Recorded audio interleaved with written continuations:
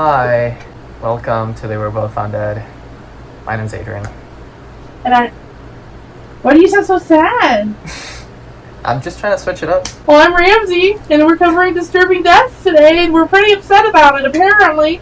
Yeah, we should be, because we shouldn't be doing this with a grin in our faces. Well, we're not talking about them yet. Yeah, true, you're right. So we're okay to laugh right now. We're greeting our guests, okay? You're supposed to greet people with a smile. Yes, it's great to smile. Feels lovely. You should try it sometime. A man telling a woman to smile happens every day, everywhere. Okay, don't say that. I sound horrible. I'm gonna clip this and get you so canceled. Okay. Do you have anything you want to say off the top, or should we just go straight into the bite-sized terror? Don't cry, you're so pretty. What?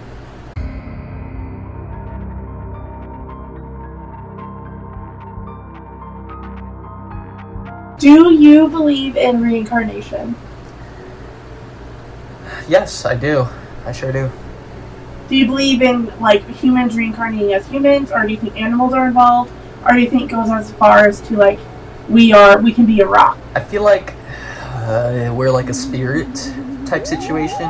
When we die, it kind of releases to the universe, and then that spirit turns in, or like connects to whatever it wants, and you just become anything.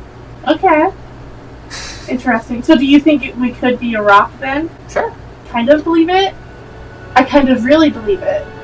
I feel like we're just like, it's kind of like matter situation, like yeah. All energy, like, it just changes. It doesn't go away. Exactly. So like that energy either like gets released to the universe or stays here. It like stays with something, and yeah, that's kind of what I'm thinking. I do think that, like, we are energy, and maybe that's just what we are, is energy, literally. But then everything uses energy. So, like, every time you jack off, every time you take a massive shit, you are using energy. So is that like a soul? Jack off. I don't know. Yeah, I did just say jack off. Alright.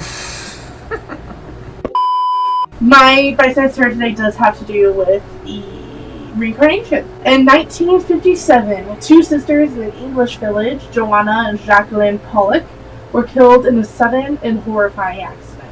The girls were only 11 and 6 years old when, on their way to church with a friend, they were struck by a car driven by a woman named Marjorie Wynne. Wynne suffered from severe mental health struggles and had recently attempted suicide. Most people believing that the horrific incident that took the three girls' lives was another attempt. Witnesses said she drove erratically before mounting the curb and hitting the children. The impact killed all three girls almost instantly, and obviously for the Pollock family and of course the others, the deaths were devastating. About a year later, John's wife Florence became pregnant again. I don't like that. Why did I write John's wife Florence? Florence. She's not just John's wife. About a year later, Florence became pregnant again. Doctors believed it was a single pregnancy.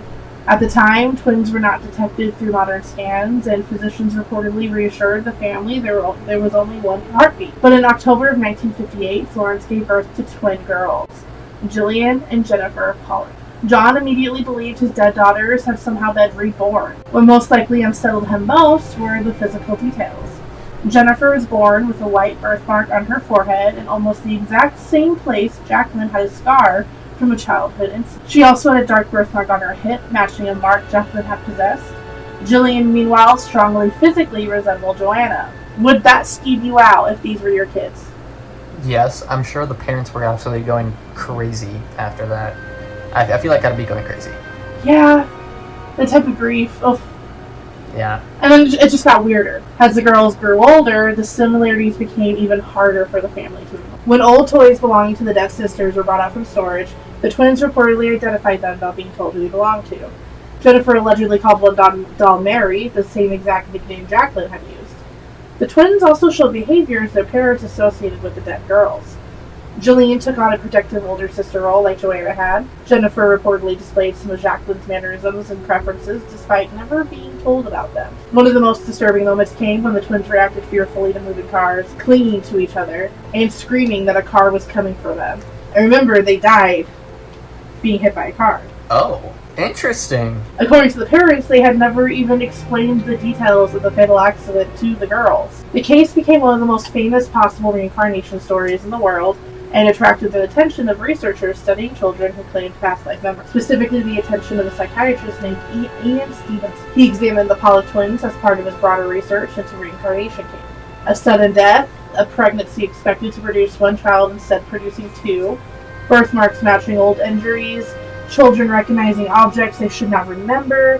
Whether someone believes it was reincarnation, psychological influence, or grief reshaping memory, or maybe even coincidence layered into tragedy, this case has to make you think. Like, what? Why? What? How? How? Why? When? Where? Why? Yeah, that's the I think the kicker is like them being scared of like the car stuff. I couldn't even imagine how it must have felt for the parents when they saw that. I feel like that would just be like a whole body, like electric. Yeah, from the very beginning, I feel like they were like just chills down their back the whole time. Just remembering. At the very least. I feel like I would be scared, honestly. Like, you lost the first ones, and now you're probably gonna overprotect the new ones because you don't want to lose them again. Type situation. Yeah. Yeah. And like that would kind of suck, honestly, to be like, hi, like I'm Ramsey, and you're obsessed with my dead sibling. Yeah. But also, like, what if I really am my dead sibling? Am I me? Do I know who I am? I mean, at that point, I feel like you should probably just consider them as a new person. Even if they have so many similarities, I would still go with, like, it's a new person.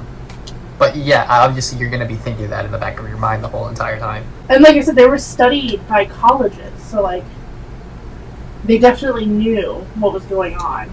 Wow. Or, like, that there was a possibility of this, like, crazy thing. That is so interesting. Crazy. You could almost say it was a little terrifying. Maybe a bite-sized amount of terror, one could say. Maybe, perhaps, one could say that.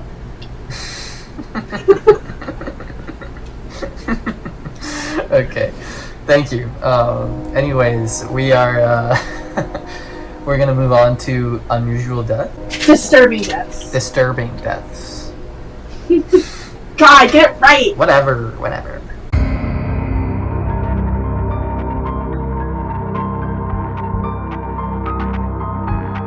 It's an intense video, so trigger warning. I'm going to be talking about this guy. His name is Cameron Robbins. Okay. I do not recognize that name at all. Really? It's like a famous video of how he died.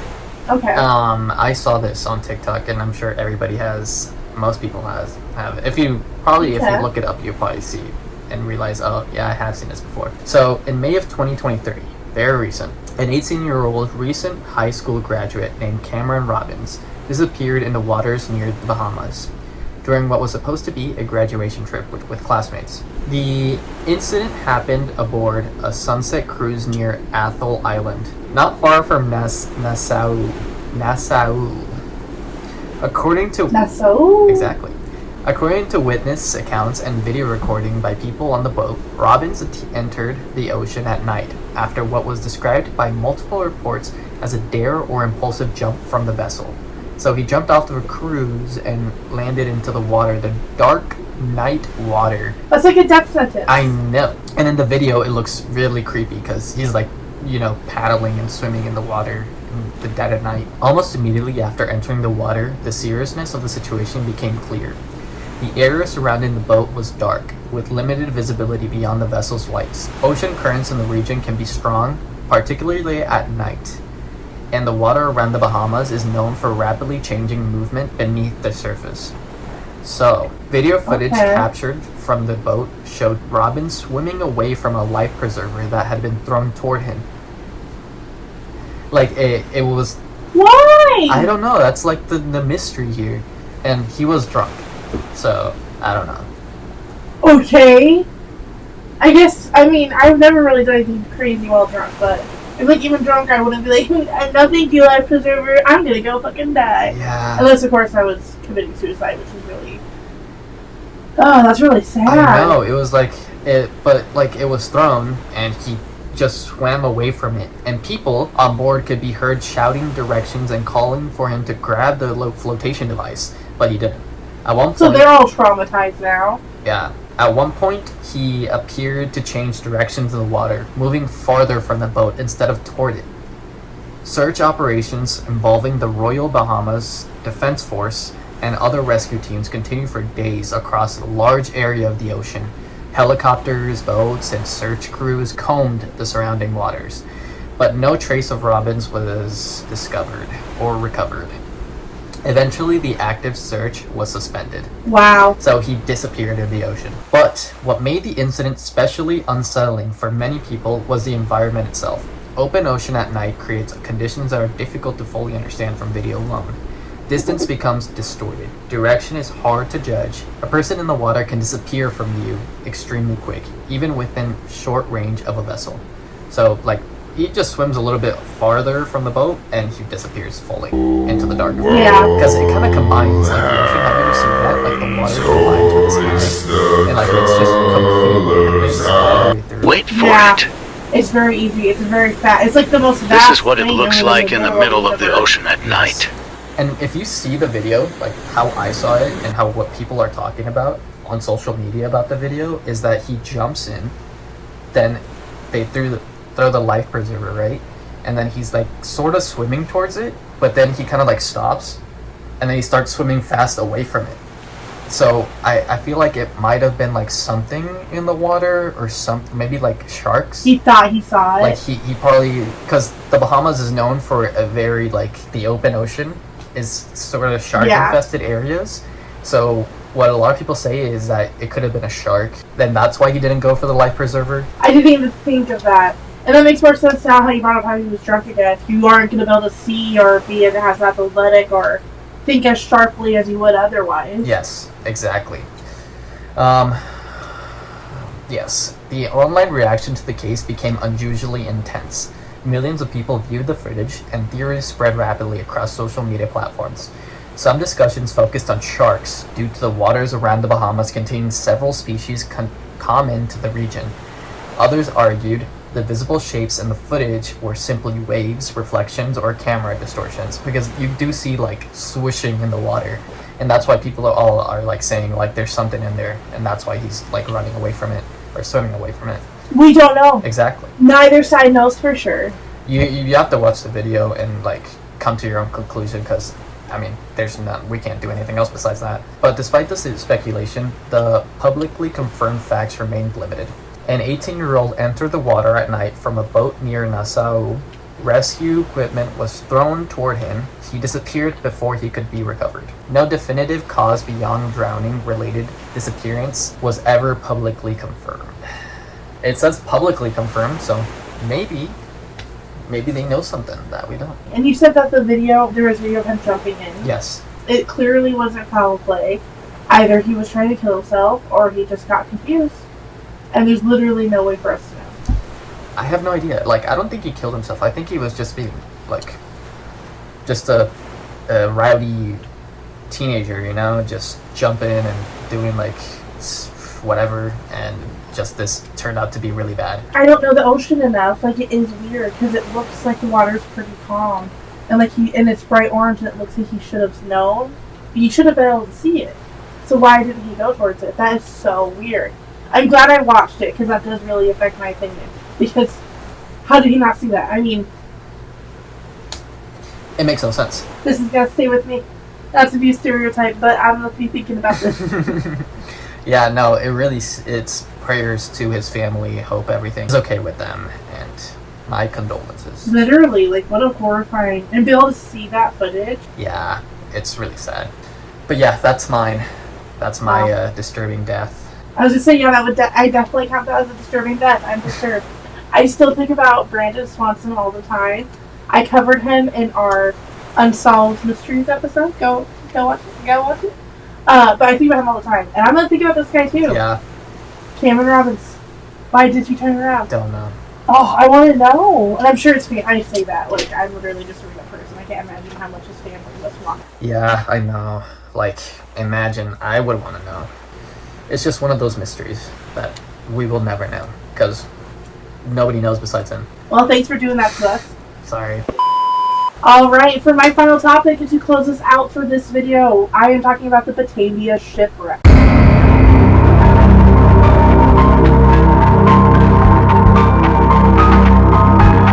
Have you heard of this? No.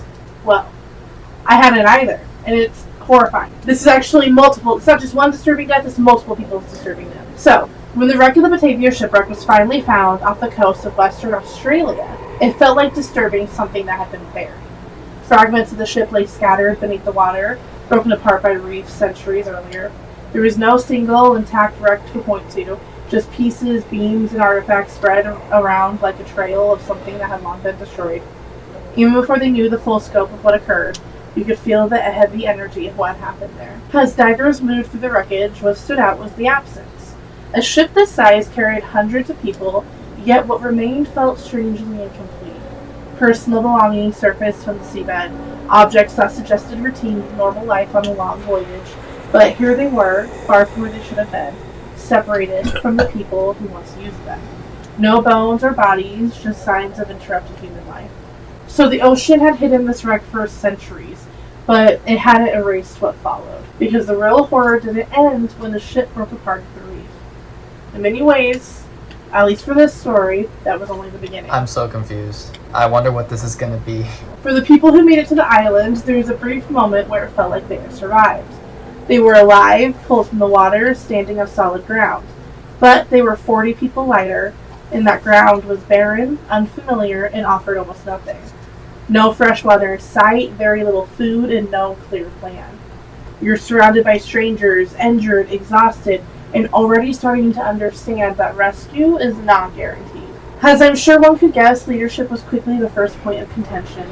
The ship's commander, Francisco Pellicer, took the destroyed ship's longboat and 48 other people, including one baby, to go for help, taking what direction and structure remained with them. With no clear person in power, people began to look at each other differently. Who has power? Who has resources? Who might take control? In an isolated chain of islands, there is nowhere to go if something starts to shift in the wrong direction. You know what this reminds me of? Have you ever seen the movie The Triangle of Sadness? I have not heard of the Triangle of Sadness. What is that? It's a movie about these people that like go on a shipwreck or something, and they get stranded in this island, and nobody knows how to survive on the island except the one person, which was like the janitor lady, and she becomes like the leader of them, even though like the actual leader, like the captain or something like that, was like I'm supposed to be the leader, you know? I think I have actually seen that. It's on something right now, and I think I've scrolled past it. Yeah, something like that. But yeah, it's it's not the best movie, so I wouldn't recommend it too much, but if you want to see it, watch it. Worth watching once? Yes. I mean, sort of. 50-50. You're like, not really, I guess, if you wanna. One of the survivors, Geronimus Cornelis.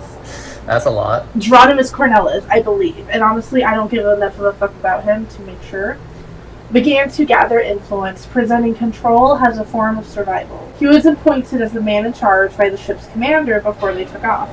What Commander Pellicer didn't know is that before the ship was ever even wrecked, Cornelis was planning a mutiny. So it's like a movie. Yes, it is. Like a movie that starts on a ship and it begins with this guy being like, let's do this mutiny, and then it wrecks, and then they're on this island. Like, that's the trailer right there. Wow. Interesting. So, he establishes control over the survivors of the Batavia Shipwreck, and one of the first things he did was begin removing anyone he viewed as a threat or as burden. Small groups of men were sent away to nearby islands under the claim that they were searching for fresh water or supplies, often with little food, almost no weapons, and no realistic chance of making it back. Some were deliberately abandoned on barren stretches of rock and sand, cut off from the others entirely. Others were ordered into dangerous waters or impossible conditions where Cornelis fully understood they would die without him ever needing to give the order. The islands were small enough that survivors could often see each other across the water, watching people disappear from camp and never return, never fully knowing whether they had been exiled, killed, or simply left to starve. Damn. This would not be a good place to be hanging out. I would want to be gone, but where do you go? True. I don't know. As fear spread, daily life on the islands became psychologically suffocating. Cornelis and the men loyal to him controlled access to food, water, and protection, meaning survival depended on obedience. Survivors reportedly slept in constant fear that they would be the next person accused of disloyalty or sent away under some false excuse. And slowly, people began to notice patterns. Healthy men vanished after disagreements. Women were separated and kept under guard. Those considered weak, inconvenient, or difficult were treated as disposable. I imagine it's the most confusingly suffocating feeling in the world. Stuck on a string of tiny islands, surrounded by open ocean, slowly realizing that you're trapped in a small, deserted, and deadly fascist regime. There was no escape route, nowhere to run, and no authority left to appeal to. Just the growing understanding that the danger had stopped coming from the sea and was now standing right beside them. Once Geronimus, I hate his fucking name, once Cornelis realized no rescue ship was returning, the killings came much faster. Historians estimate roughly 110 to 125 survivors of the Batavia shipwreck were murdered over the course of a couple of weeks. Cornelis could not legally seize the command while so many witnesses and loyalists remained alive, so the solution became eliminating them. He wasn't acting alone. A group of armed followers, most likely motivated by fear, self-preservation, access to food, promises of power, or maybe even sick, twisted interest in killing, carried out the violence with him. Some had already been involved in his earlier mutiny plans aboard the ship, while others appeared to have joined simply because refusing could place them among the next victims. So, at this point, the murders became direct and personal. Survivors of the shipwreck were being stabbed, beaten, drowned, strangled, or had their throats cut while sleeping. Some were lured away from the main camps under false pretenses before being killed, while others were attacked in small groups. Children were not spared, nor were the sick or injured. Several accounts describe victims being thrown into the ocean after being wounded or left exposed without food or water until they died. The violence became normalized frighteningly fast. Men carried out killings during the day, then returned to camp and ate meals beside the remaining survivors. Over time, people on the islands understood that death did not necessarily come from breaking rules. Sometimes it came simply because someone decided there were too many mouths to feed. It's a tale as old as time. Women on the islands were kept alive longer because Cornelis and several of his followers used them as sex slaves. Some women were forcibly separated from husbands or family members who were then murdered. The constant threat hanging over survivors was not just death, but the understanding that there is no help to turn to stop any of this. By this point, survivors were living in a state where seeing someone taken away at night or called aside during the day meant they would never return.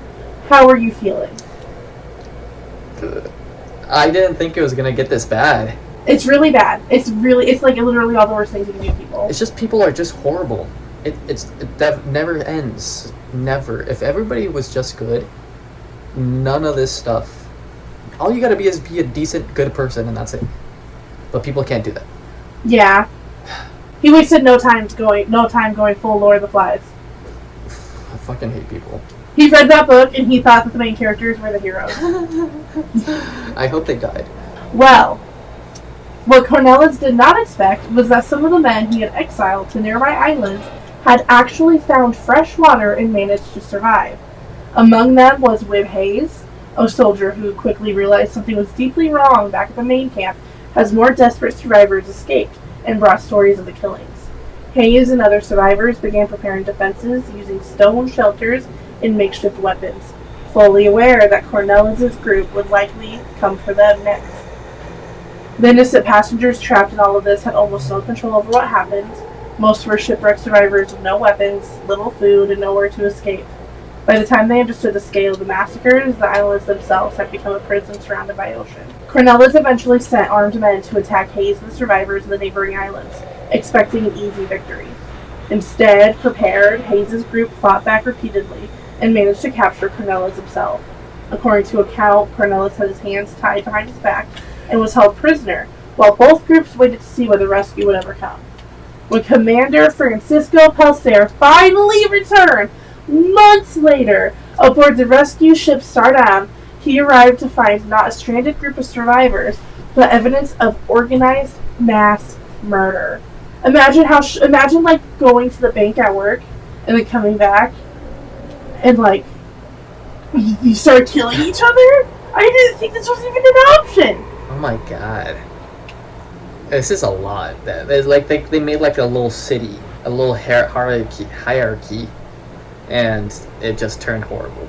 Survivors immediately rushed to explain what happened before Cornelis's remaining followers could regain control of the situation. They were not going to let his flying monkeys twist this situation. And you think if they were all women, this would turn out the same? No. I don't think it's surprising at all that they immediately were like, Captain's gone? Let's start raping people! Not a surprise. Ugh. Disgusting. So, Palsair. Thank God for Palsair. So happy Palsair is back. He ordered immediate punishment on the islands themselves. He said, we're not going anywhere, we're doing this here. Several of the mutineers were executed within days. Historical records describe some having their hands cut off before being hanged. A public punishment meant to send a message to the remaining survivors and crew. Cornelis himself was executed by hanging alongside several of his closest followers. Others faced different punishments depending on their involvement. A number of mutineers were taken back to Batavia, where additional trials and executions followed. 2 men considered less directly responsible were abandoned on mainland Australia, becoming some of the very first Europeans known to have been left permanently on the continent of Australia. Interesting. I always forget that Australia was originally, like, of course there was the native people, and then they just started dumping prisoners there. Like, okay, good luck. The Badlands. The Badlands. So, the aftermath of the Batavia Shipwreck horrified even the Dutch East India Company, which was already familiar with violence and harsh discipline at sea, to say the least. More than 100 survivors have been murdered not by the ocean, starvation, or even the wreck itself, but by other stranded passengers over the course of weeks. Victims survived the sinking, believing the nightmare was over, only to find themselves trapped in isolated islands with men who slowly turned survival into organized terror. And I ask people again, would you rather be in the woods and in the distance see a strange man, or a bear munching on fucking deer or something? The bear. We all know the answer. I agree. Because what the hell? What the fuck? Everybody could have just survived and just been okay. But no.